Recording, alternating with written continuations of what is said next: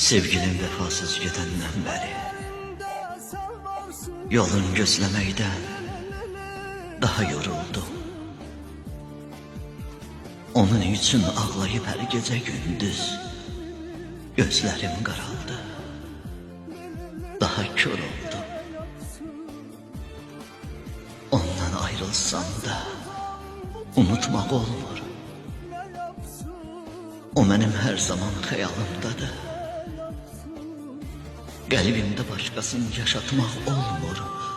O mənim qəlb adlı ünvanımdadır. Ürəyim elə bil olub kamanca. O necə inləyir, nətər ağlayır. Onun naləsini dinləyən zaman gözlərim ondan da beter ağlayır.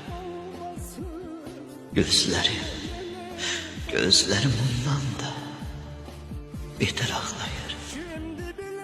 Gözlerim ondan da beter ağlayır.